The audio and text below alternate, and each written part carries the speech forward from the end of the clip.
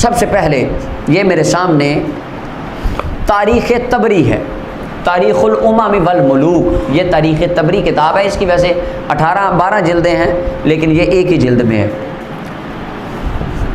اس کے اوپر کان عبداللہ بن سما یہودی من اہل صنعاء، یہ یہودیوں نے جب دیکھا نا کہ امیر المومنین فاروق اعظم شہید ہو گئے، حضرت عثمان غنی خلیفہ بن گئے، حضرت عثمان بڑے نرم آدمی ہیں، انہوں نے اپنا ایک بندہ تیار کیا جس کا نام تھا عبداللہ بن سبا۔ کیا نام تھا؟ کان عبداللہ بن سبا یہودی من اہل صنعاء، یہ یہودی تھا۔ کون تھا؟ یہ اہل سنت کی تاریخ کی کتاب ہے، لیکن اس میں بھی وہ روایت صحیح ہوگی جس کی سند درست ہے، ہاں، لیکن اس میں بہت کچھ ضعیف بھی ہے، لیکن چونکہ تاریخ ہے، لیکن تاریخ میں اس لیے اس کو پڑھ رہا ہوں، یہ بات سنیوں کی کتاب میں بھی ہے، یہاں سے بھی میں شیعہ کتاب سے بھی پڑھتا ہوں، یعنی شیعہ سنی تاریخ میں یہ بات متفق علیہ ہے جو میں پڑھنے لگا ہوں۔ عبداللہ بن سبا یہودی تھا، امہ سودا، اس کی امی کا نام سودا تھا، کالا تھا، اس کو ابن سودا بھی کہا جاتا تھا، کالی امی کا بچہ۔ فاسلم زمان عثمان، یہ حضرت عثمان غنی رضی اللہ عنہ کے دور میں کلمہ پڑھ لیا اس نے، عثمان غنی کے دور میں، فاروق اعظم کے دور میں نہیں پڑھا، نہ تب ایزی اپنے ماحول میں رہا۔ جناب عثمان غنی کے دور میں آ کے کہنے لگا جناب میں تے تہاڈا غلام، کلمہ مسلمان ہے جی، پائی ہیں تواڈے۔ اس نے اسلام کا لبادہ حضرت عثمان غنی کے دور میں اوڑھ لیا۔ ثم تنقل فی بلدان المسلمین، پھر مسلمانوں کے شہروں میں یہ نقل مکانی پھرتا، کبھی مصر جاتا، کبھی ایران جاتا، کبھی بصرہ جاتا، کبھی کوفہ جاتا، کبھی شام جاتا، مختلف علاقوں میں پھرتا، کیا کرتا؟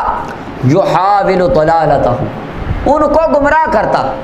فبدأ بالحجاز، ابتدا اس نے کی مکہ اور مدینہ سے، ثم البصرہ، ثم الکوفہ، ثم شام، پھر بصرہ گیا، پھر کوفہ گیا، پھر شام گیا، لیکن اہل شام میں سے کوئی ایک بندہ بھی اس کے پیچھے نہیں لگا۔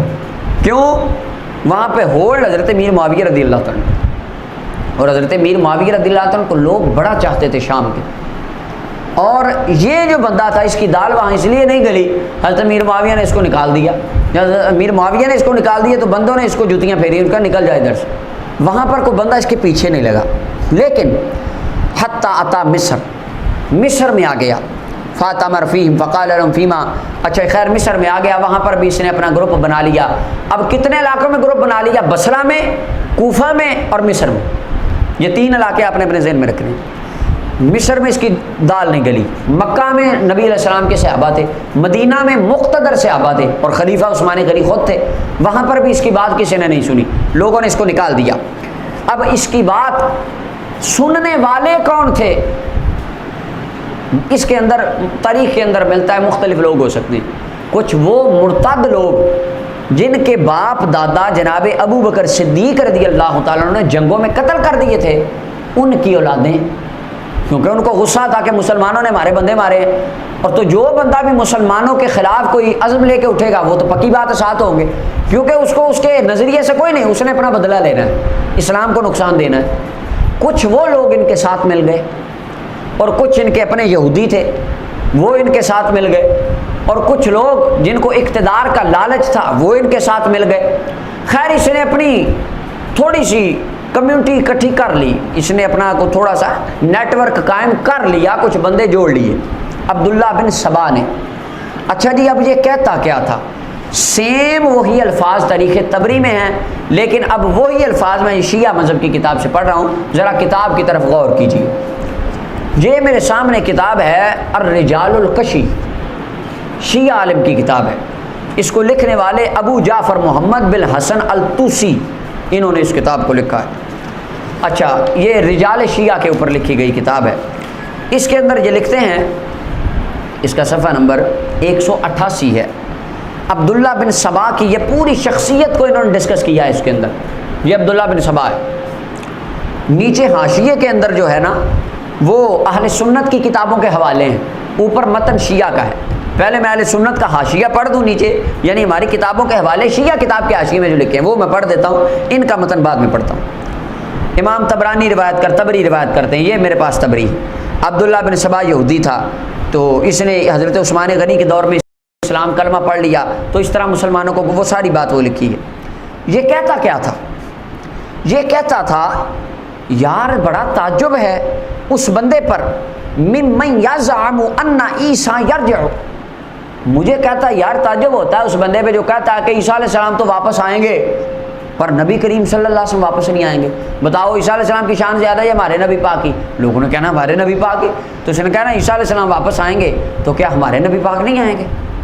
لوگوں نے کہنا ہاں بات تو تیری صحیح ہے، کہ وہ کیسے آئیں گے؟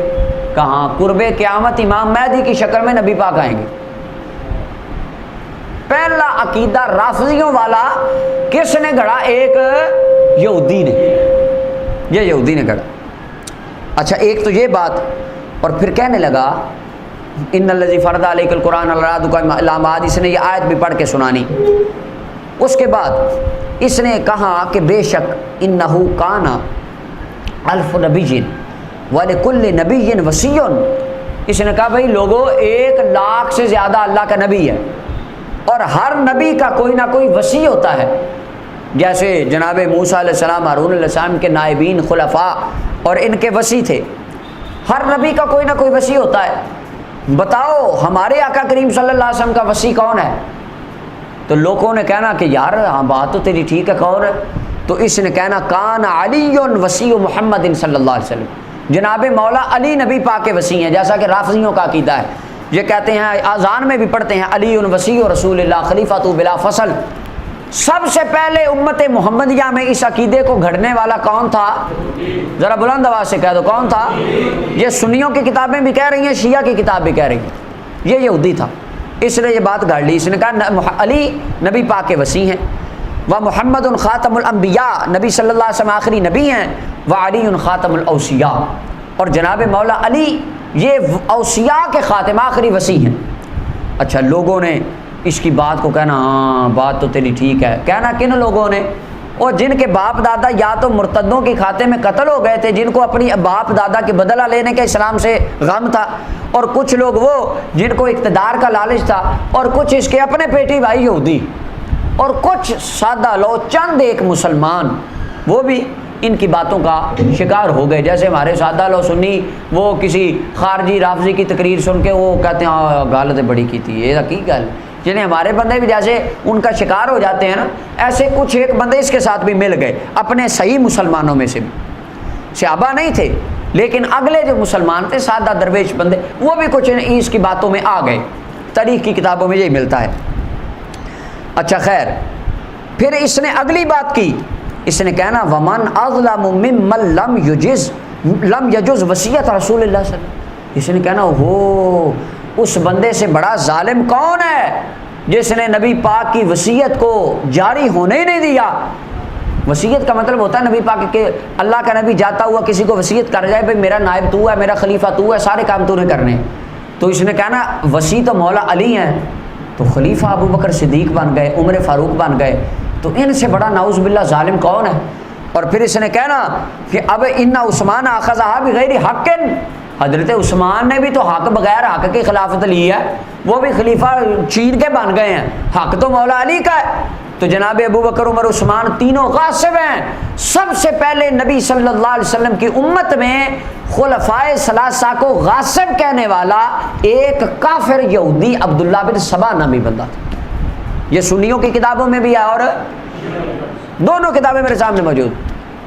سب سے پہلے یہ عقیدہ امت محمدیہ میں شیعہ نے اور رافضی نے، یہ پہلا رافضی تھا، اور وہ میں پڑھتا ہوں آگے شیعہ کی کتاب کا حوالہ کہ رافضی یہاں سے چلے، یعنی عقائد جناب ابو بکر عمر کو برا کہنا اور ان کو غاصب کہنا، ظالم کہنا، اور جناب مولا علی کو نبی پاک کا وصی کہنا، سب سے پہلے یہ یہودی نے گڑھا، یہ عبداللہ بن سبا نے۔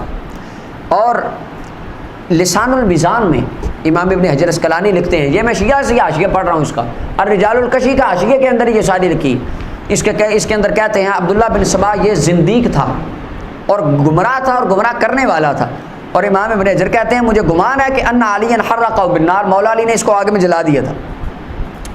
اور اگلا عقیدہ سنیں، سارے عقیدے ملتے ہیں، ابھی کہتے ہیں نہیں جی ساڈا اتنا کوئی تعلق، اگلا عقیدہ قال الجوزجانی زعم ان القرآن جزء من 9 اجزاء وعلمہ عند علی وعلمہ عند علی، اس کا عقیدہ یہ بھی تھا کہ قرآن کے 9 جز ہیں۔ کتنے؟ ہمارے نزدیک قرآن کریم کے 7 منزلیں ہیں، یہ کہتا تھا نہیں 9 ہیں، اور ان باقی کا علم مولا علی کے پاس ہے، جیسا کہ رافضیوں کی کتابوں میں عقیدہ لکھا ہے۔ وہ کہتے ہیں جو اصل قرآن ہے نا وہ مولا علی کو آتا تھا، اور وہ ہمارے امام صاحب کو غار میں لے کے چلے گئے ہیں، وہ قیامت والے دن قیامت سے پہلے لے کے آئیں گے۔ یہ جو سنی تم قرآن پڑھتے ہو یہ اصل نہیں ہے۔ اصول کافی یا دیگر کتابوں میں یہ باتیں لکھی ہیں، اگرچہ آج کا کوئی رافضی مانتے نہیں ہیں اس بات کو، لیکن لکھی ہیں ان کی کتابوں میں، وہ پھر کبھی گفتگو کریں گے۔ اچھا، تو مولا علی نے اس کو اپنے وطن سے نکال دیا، اور علامہ ابن عساکر نے بھی اس کا ذکر کیا، اور حضرت جناب مولا علی رضی اللہ تعالیٰ عنہ سے پوچھا گیا کہ جناب وہ ایک عبداللہ بن سبا ہے، وہ اس طرح کی باتیں کرتا ہے۔ آپ نے فرمایا وہ اللہ اور اللہ کے رسول پر بڑا جھوٹ باندھتا ہے۔ اور ایک روایت کے اندر آتا ہے کہ جناب مولا علی رضی اللہ تعالیٰ نے فرمایا عبداللہ بن سبا کے لیے ممبر پر، فرمایا لوگو نبی صلی اللہ علیہ وسلم نے فرمایا تھا میرے بعد 30 کذاب ہوں گے جھوٹے۔ مولا علی فرماتے تھے ان میں سے ایک یہ عبداللہ بن سبا بھی ہے۔ مولا علی نے اس کو کیا فرمایا؟ کذاب۔ کیا فرمایا؟ فرمایا کذاب ہے۔ اچھا، اب یہ تھا حاشیہ اس کے اندر، جس کے اندر اہل سنت کی کتابوں کے والے تھے۔ اب یہ وہی رجال کشی ہے، اس کا صفحہ نمبر 190 ہے۔ اب اس کے اندر حدیث نمبر 170 ہے، روایت نمبر ابو جعفر حضرت امام باقر علیہ السلام روایت کرتے ہیں۔ آپ فرماتے تھے ان عبداللہ ابن سبا کان یدعی النبوہ، فرمایا عبداللہ بن سبا نبوت کا داعی تھا، نبوت کا دعویٰ کرتا تھا، اور گمان کرتا تھا ان امیر المؤمنین علیہ السلام هو اللہ، یہ کہتا تھا کہ مولا علی نعوذ باللہ اللہ ہیں اور میں نبی ہوں۔ یہ اس کا عقیدہ تھا۔ خلفائے ثلاثہ کو جناب ابوبکر عثمان کو سب سے پہلے ظالم کہنے والا بھی ایک کافر یہودی، اور جناب مولا علی کی خلافت سب سے پہلے ثابت کرنے والا بھی ایک کافر اور یہودی، یہ عبداللہ بن سبا، اور جناب مولا علی کو خدا سمجھنے والا امت محمدیہ میں پہلا بندہ یہ یہودی تھا۔ اچھا، یہ جب حضرت جناب امیر المومنین رضی اللہ تعالیٰ عنہ آپ کو یہ بات پہنچی تو آپ نے اس کو بلایا، اور بلا کر فرمایا تیرا دماغ خراب ہو گیا، تو کس طرح کی باتیں کرتا ہے؟ میں تو اللہ کا بندہ ہوں اور رب کی عبادت کرنے والا ہوں، تو نعوذ باللہ مجھے خدا سمجھتا ہے اور کہتا ہے تو اس طرح کی بکواسیات کرتا ہے۔ یہ کہنے لگا نہیں میرا ایمان ہے۔ تو مولا علی پاک رضی اللہ عنہ فرمایا اس کو آگ میں جلا دو۔ تو کہنے لگا اب تو مجھے یقین ہو گیا آگ کا عذاب تو اللہ ہی دیتا ہے، تو اللہ ہے۔ تو مولا علی المرتضیٰ نے فَأَحْرَقَهُ فِي النَّارِ، شیعہ عالم حضرت امام باقر علیہ السلام کی سند سے حدیث لکھتا ہے، امام باقر فرماتے ہیں مولا علی نے اس کو آگ میں پھینک کے جلا دیا تھا۔